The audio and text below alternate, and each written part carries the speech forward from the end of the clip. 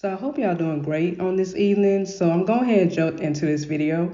Now, on last year around January, I wrote a poem titled I Am a Woman. Now, in the poem, I was describing the moment of embracing womanhood by facing life with all the good, bad, and ugly that came with it. In other words, I was embracing the accountability and responsibility of being a woman, not act as a little girl. Now, for me, I do not define womanhood by my age, how many times I may have had sex, or even my money, because true maturity does not equate to external things. It has more to do with decisions I chose to make concerning my life. Now, although I wrote that poem last year, I was still making some decisions that were catering to the little girl in me. Now, I'm in realizing that I do not want to waste my 30s and carry the same foolishness from my 20s into this stage of my life. It's really a shame to be a 40 something or any grown woman, regardless of what age you are, to still act as a little girl in decision making. And I'm not ashamed to say that this year I finally accepted the need to do better in my own life and with my life. So I wanted to share a few lessons about embracing womanhood. Regardless of how old you are or where you are currently in your life, there is always room for growth. And it starts with a decision to grow up. So first lesson, close the doors that needs to be shut. The past can really trip us up in our present moments. When I think of the phrase, take care of your business, I think of taking care of any issue, relationship, and anything that will be a hindrance to my future. I know there are women that are hurting, frustrated, and seeking justice for things that have happened to them in the past. But our pain cannot become the leader in our lives. We have to choose healing. We have to choose forgiveness. We cannot rely on a feeling to assure us that it's okay to seek out a healthy avenue to deal with our problems. The best statement I ever heard in a life group that I was attending was choices lead, feelings follow. The hardest decisions for me to make have always pertained to breaking off connections because I always try to base those decisions off my feelings instead of making the right choice. Connections that would bring me back to my past and hindering forward movement in my life felt very hard to leave. Like my whole world was crashing because I thought that I needed those individuals to function in my life, but I never had peace when I was with them. And this not only applies to relationships, but it can be a job or a certain tradition that has proven to be toxic for your family to follow.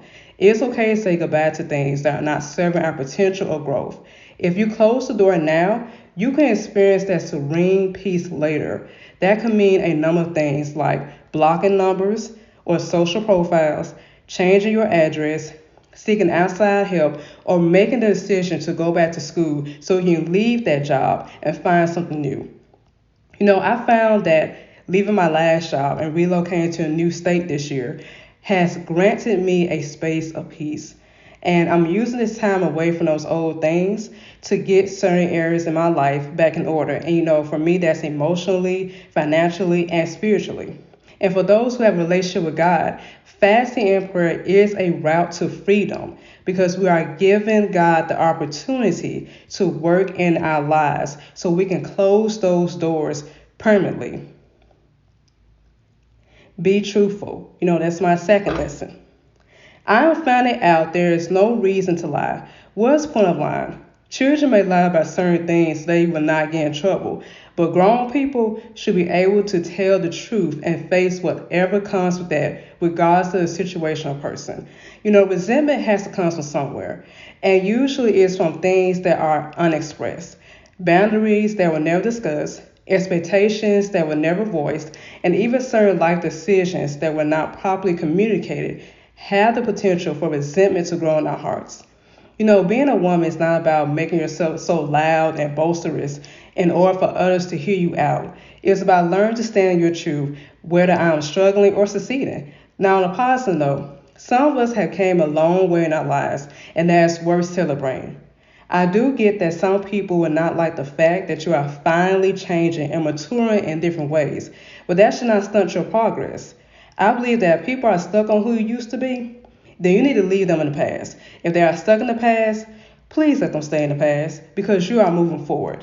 And by being honest with people and God as well, we can be able to move past half of the things that have been ailing us from our childhood even up to where we are now. Yes, this is a journey. This is an everyday decision that mature into a woman that can be counted on and teach other women how to maximize their lives as well. So let me repeat that. This is an everyday decision to mature or grow into a woman that can be counted on and teach other women how to maximize their lives as well. And the final lesson, make the hard decisions. Maturity is about making the right decisions, not based on faulty opinions or the culture, but on truth. Lies cannot be the foundation of my choices. If a thing does not look right, I have to make the choice to move past it. I cannot dress up certain situations or people to appear as if they are healthy for my life, because that is really living in deception.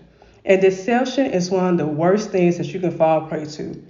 We can go about our entire lives believing lies until they eventually tear our life apart. And you know, as women, we sometimes know when things are off and also know when we need to make a decision, but we fail to make an exit. And I've been there like plenty of times. I know when something's wrong and it takes me forever to make that decision.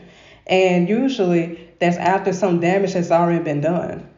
You know, womanhood is like a space that we are constantly examining our lives with a discerning eye and making the necessary adjustments that will leave us in a consistent, healthy, and whole state and not a broken one.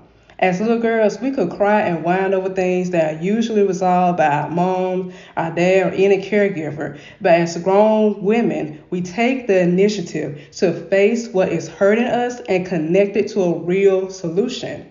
And also, as little girls, we imagine about the future we desire to have. We play pretend, we play house, we do all these things that we dreamed of doing when we got older. But when we get older, and as grown women, we take those imaginations and turn them into realistic goals that we can maintain. So what I'm trying to say, womanhood is really about taking responsibility and taking accountability because you are in charge of your life and you make those decisions and you decide which path that your life is going to go in. Can nobody make those choices for you? You have to decide to make those choices. You know, blame and guilt does not get us anywhere. So last thing I want to say, admitting that we need to grow in certain areas does not make us childish or weak, but make us real women that are taking real responsibility for who we are. So that's all I wanted to say on today. I hope y'all have a great day. Enjoy the rest of it, and good day, my beautiful queens.